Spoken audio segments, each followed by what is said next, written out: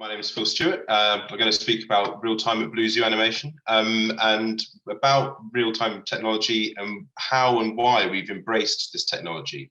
So most people know that using real-time technology is traditionally rendering using a game engine, and that means you've got the nice fast rendering rather than slow render farm-based rendering.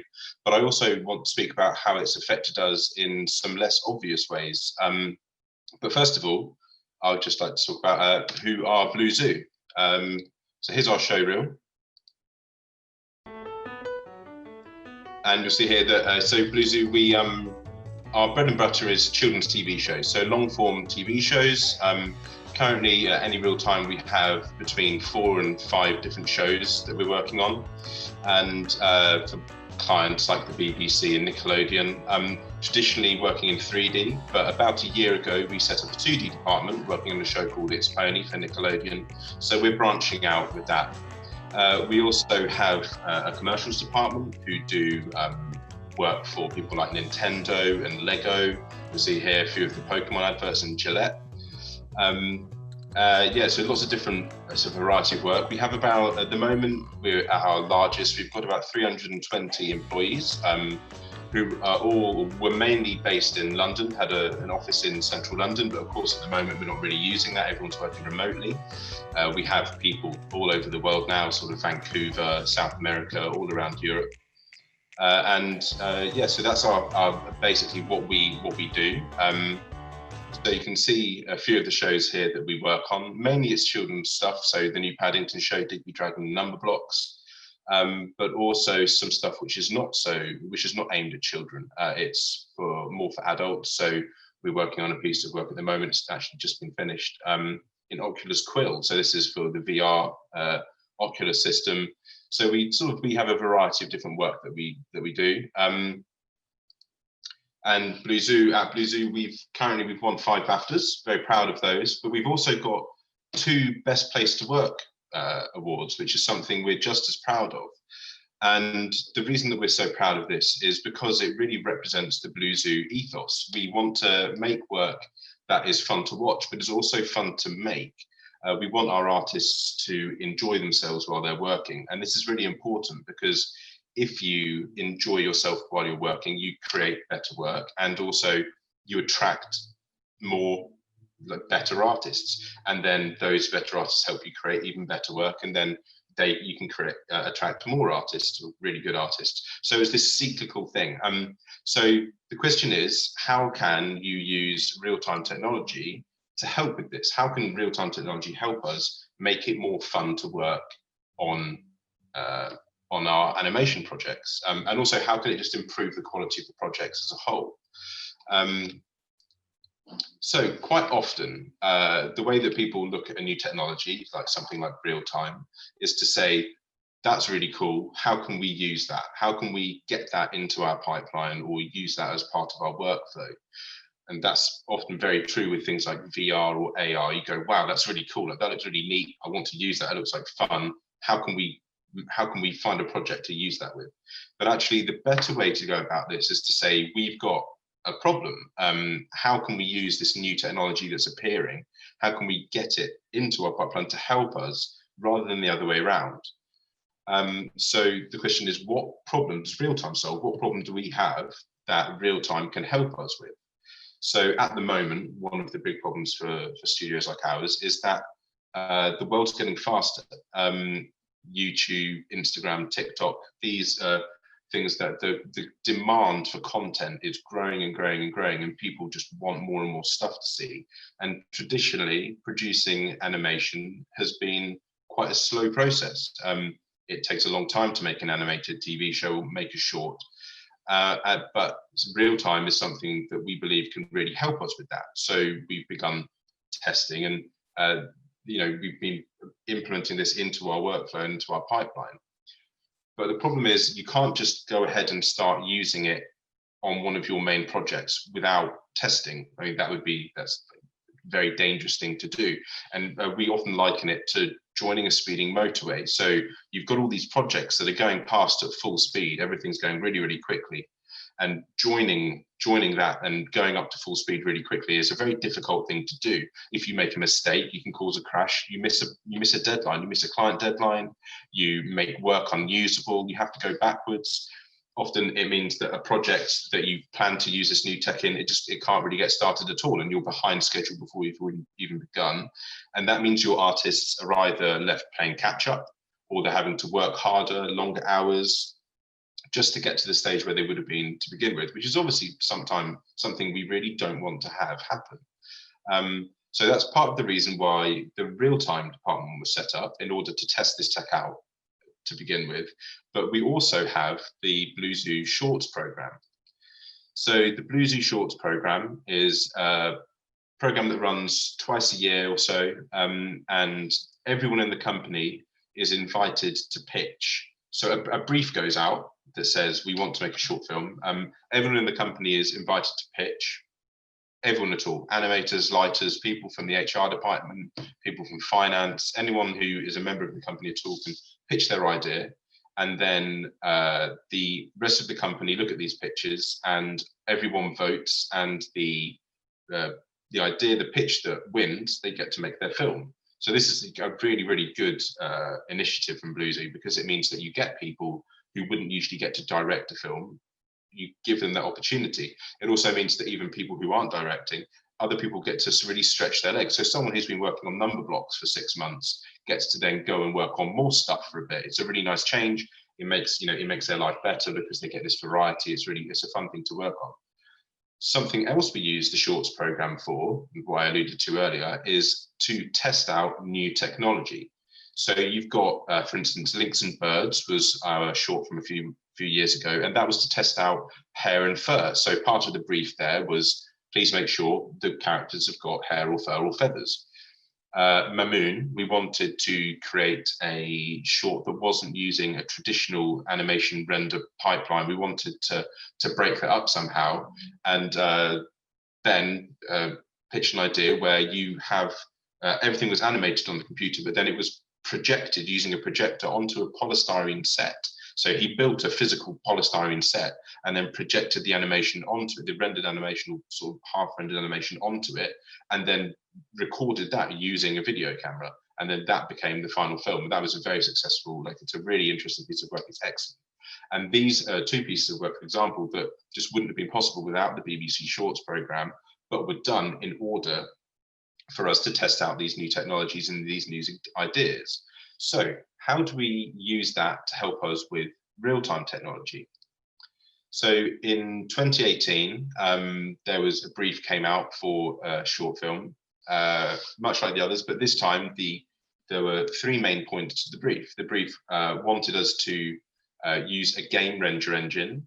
We ended up using Unreal Engine.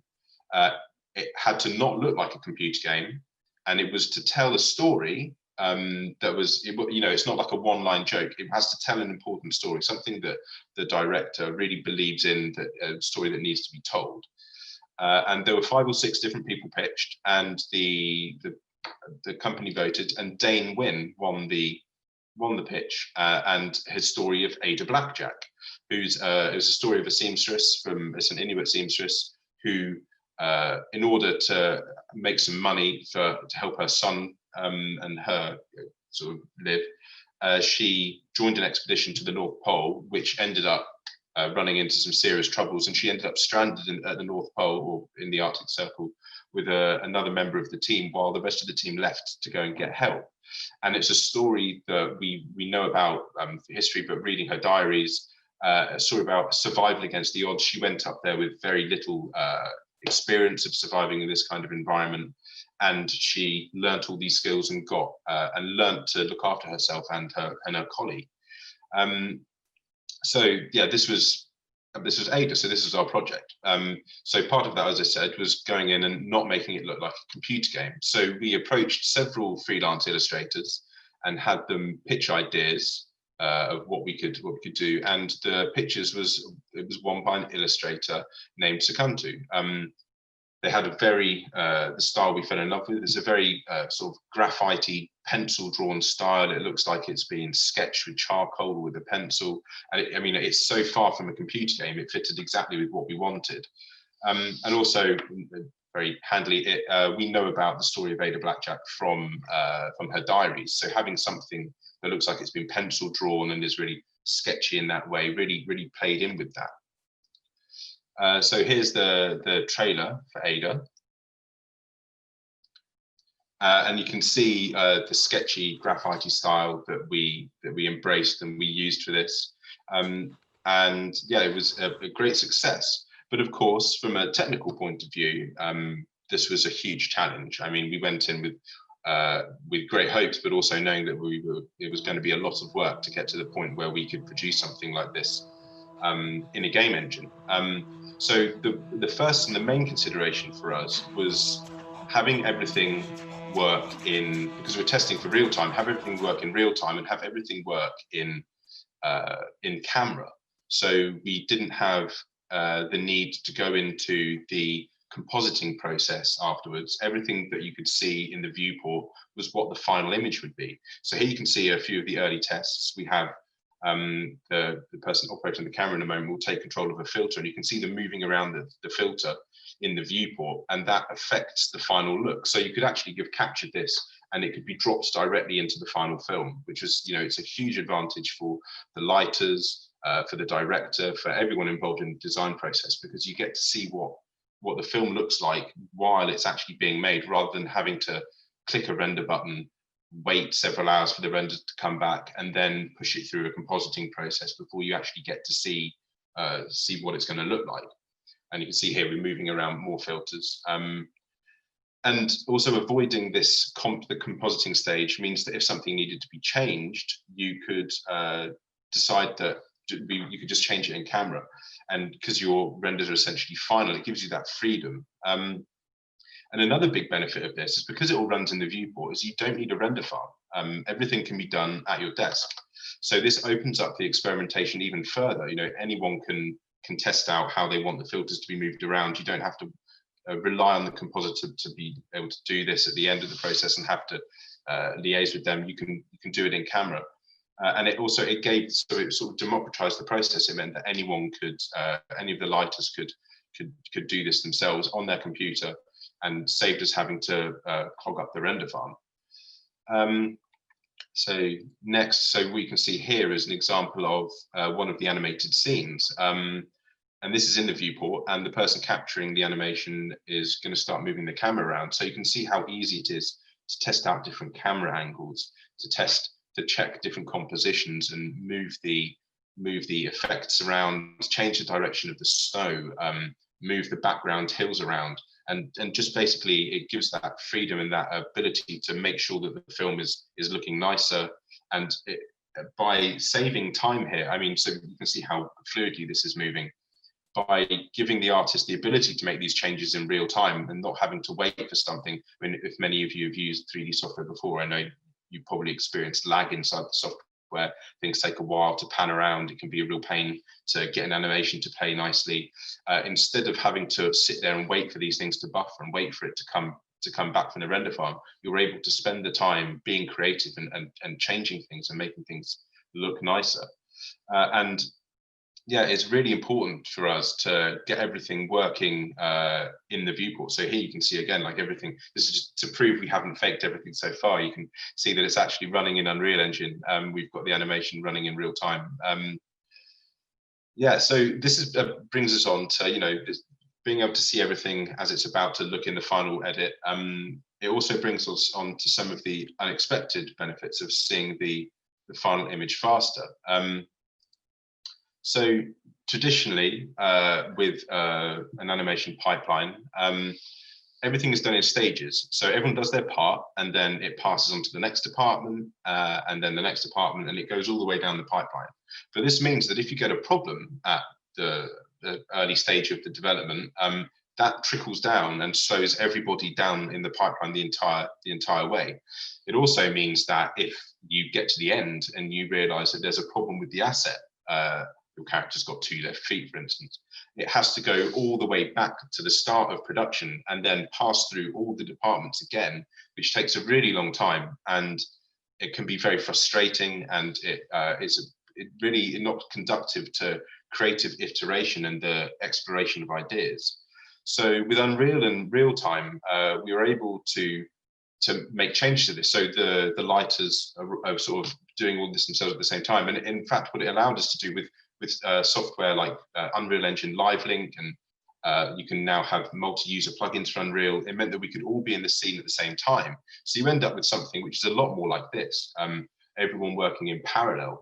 We could have lots of people inside the scene at the same time.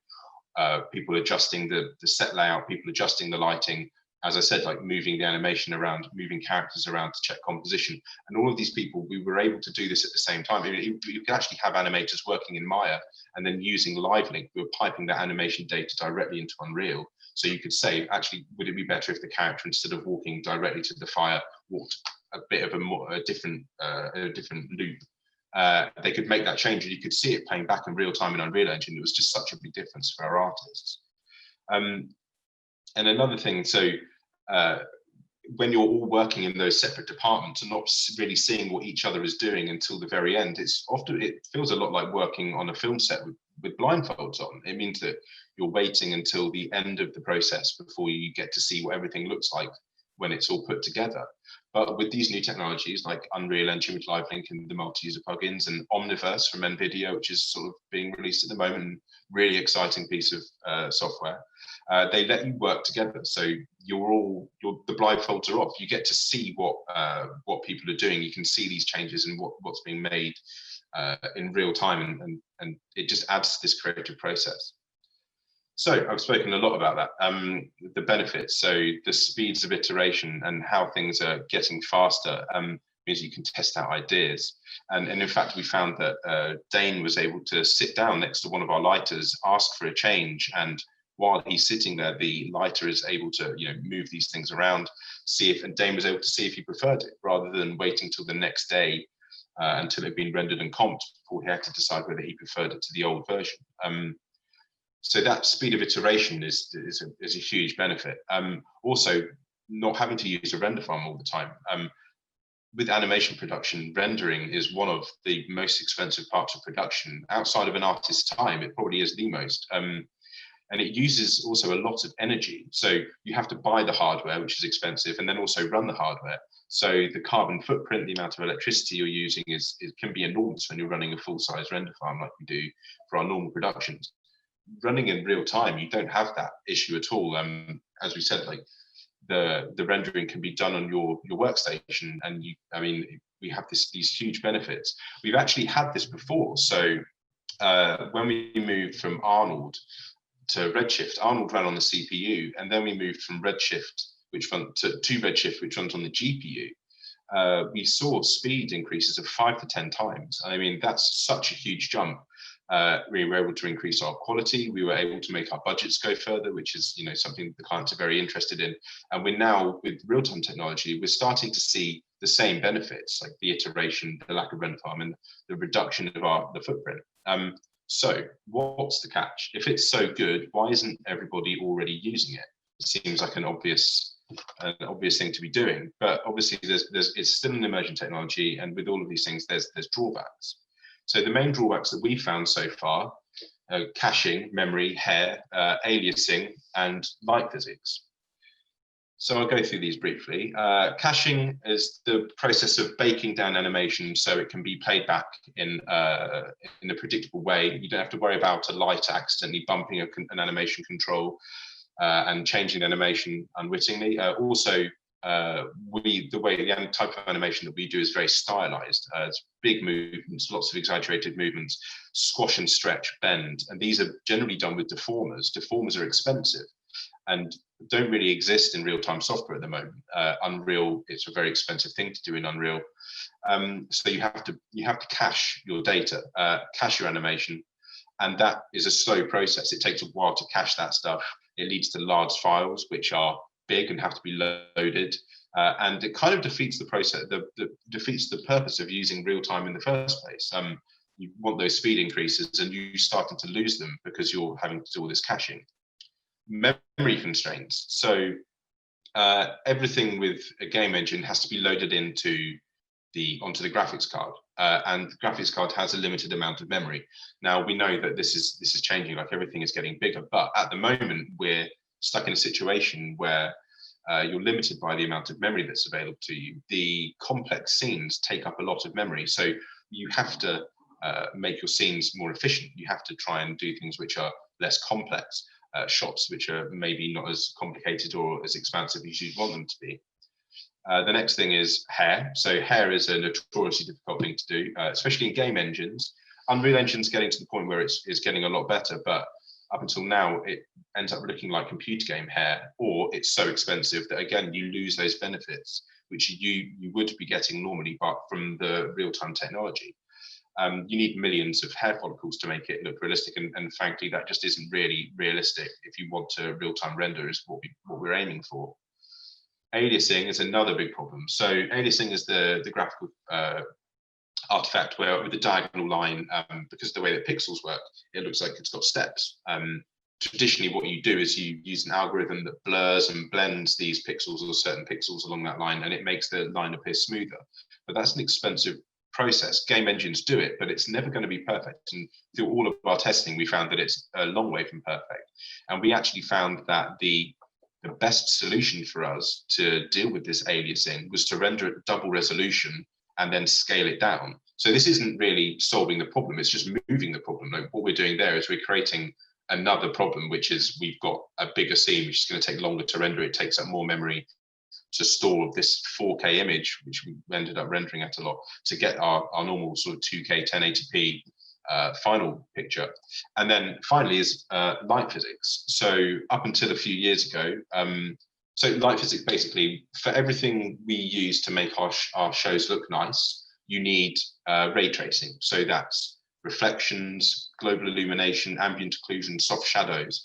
All of these rely on ray tracing and light physics. So that's the way that the light's bouncing around the scenes. Up until a few years ago, it really wasn't possible at real time. I mean, you could try, but you weren't going to get very far.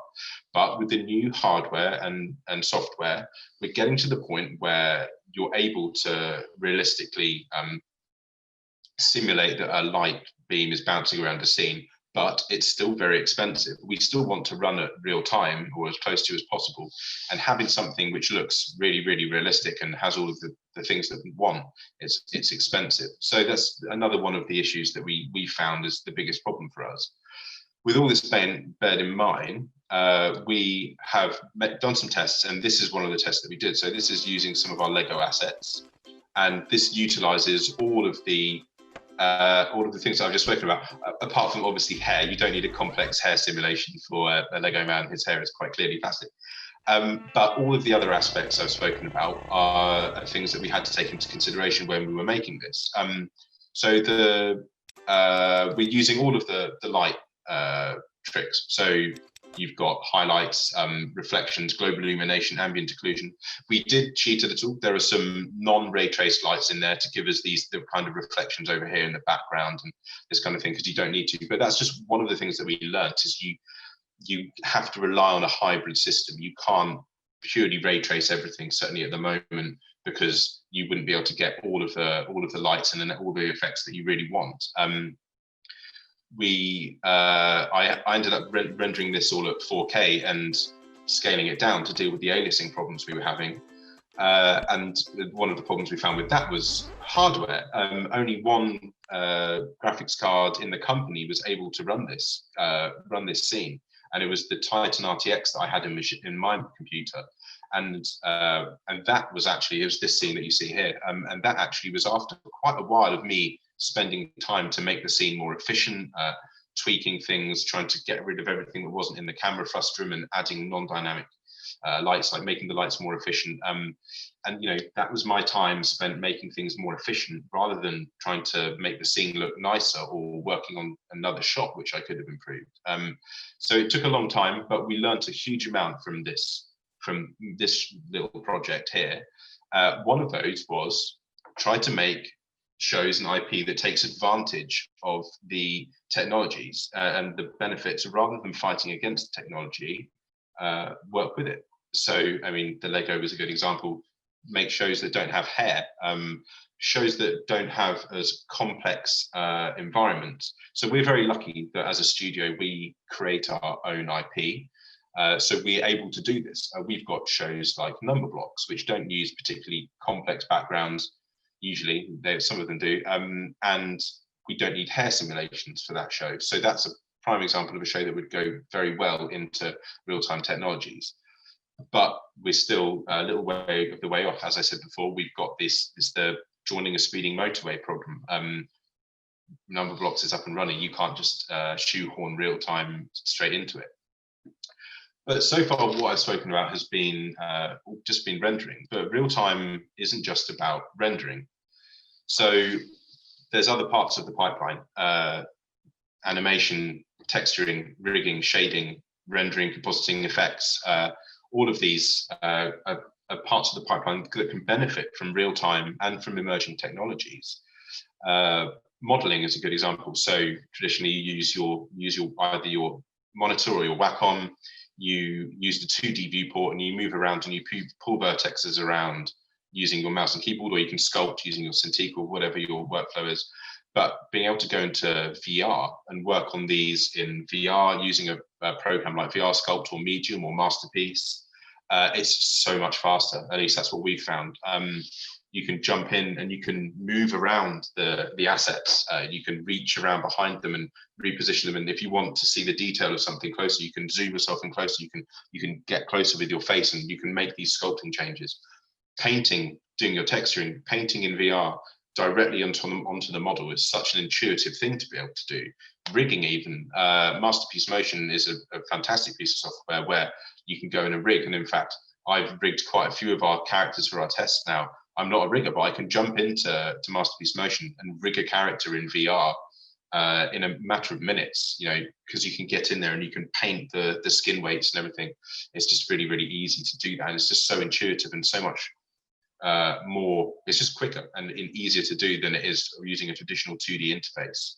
And also you've got animation. So traditionally when you're trying to do animation in real time, you would choose to use motion capture, but motion capture isn't always the best choice because, what we've started to do is we found that we prefer to use puppeteering. Now, mocap is great, but it can lead to uncanny valley situations. So you've got a person who's shaped like a person, and then you are trying to use it to drive a character who's shaped like a dragon or shaped like a squirrel, and it doesn't work. They look weird because you're trying to map different proportions onto the different character. Also, you're limited by what your actor can do. If you need your squirrel to run up a tree, unless you've got a really well-trained squirrel, you can't do that. A very well-trained actor, you can't do that. So for a studio like ours, where we have these big expressive movements, the big stylized animation, being able to puppeteer something is a game changer. So we've been developing a new VR puppeteering system where we can do that. So I'll show you now an example. So this is me in VR animating a character. So what we've got here, the orange cube is controlling the eyebrow and the red cube is controlling his mouth. And as I move in one-to-one, this animation is being captured and recorded. And this is running on a loop, sort of 500, 600 frames long. And then once it gets to the end of the loop, which is dictated by a sound clip, it goes back to the beginning, and I can then start animating his legs. So he's dancing, and the animation that I've already done plays back. So what this does is it gives me the ability to layer up animation and to create these big expressive movements, which you wouldn't be able to do with a motion capture scene, with a motion capture actor in a motion capture suit. But I can still do this in real time. And the advantage of being able to do it in VR like this and having this looping system is I can do it all on my own. So this is going to end up being sort of a 30-second long animation. And I'm able to animate the entire thing in 5 minutes just by layering up all of this increased complexity. We're getting additional detail into it. We're getting this big stylized movements, and it's really quick and easy. Using the layered system, so you've got a show like The Dark Crystal, which came out on Netflix a few years ago or last year. And you see the behind the scenes, and it's amazing. They've got 5 or 6 puppeteers gathered around these puppets. All of them, like each one of them is controlling an arm and a face and the eyes, and they're having to work in concert together. But they've rehearsed, and it's like amazing. Like, they're so talented, but they've rehearsed and rehearsed and rehearsed, and they're so good at their jobs that they're able to to do this. But one person working on their own doesn't have that capability. You can't create all of that complex animation on your own if you need 5 people to hold the puppet. But with this, one person can do it. And this ended up looking like this. So here you've got the big stylized character. And what we've done here as well, we've really embraced the slightly janky puppeteered look of everything. And I mean, everything in this that you're seeing was done in real time. So all the modeling was done in virtual reality using Medium. I think the character was made in Medium. I rigged the character in Masterpiece Motion. The rendering is done in Unreal Engine. We had a real-time ocean plugin that we used, and yeah, everything. So this was fully embracing the real-time pipeline. And it makes such a difference to us to be able to do that. So we've seen all the benefits of the real-time pipeline, and I mean, this is a good example. So everything was able to be done in 2 or 3 days. You know, we started. It was done for the International Speak Like a Pirate Day, Talk Like a Pirate Day, and we decided we were going to do it just a few days beforehand, and we're able to, using our VR and our real-time systems, able to produce all of this work really quickly and get something that doesn't really compete it wouldn't compete as a polished piece of animation, but if you embrace that slightly janky puppeteered style, it works really, really well. So this is where we are now, but as I spoke before, as I said before, there are these limitations that exist, but there is a commonality to all of these problems, and that's generally down to pushing all of this data through a graphics card. And as I said, like the memory we're getting more and more memory on our hardware, which means that the hair is going to be able to work better. You can render at high resolutions, so you don't need to worry about rendering a double and then scaling down. Light physics is getting faster with hardware, and caching is becoming more efficient. So as hardware gets faster and faster, we know that real-time technology is going to become a solution, and the main way that things are done, that will be the case. It's not if it will be the case, it's when will it be the case. And the only thing that's holding us back now is the hardware limits. So this is why, as a studio, as BlueZoo, we're approaching this technology now. We're pushing forwards with the research now because we want to be there when the hardware is good enough. We want there to be able to start working in real time as soon as we can. We don't want to be playing catch up.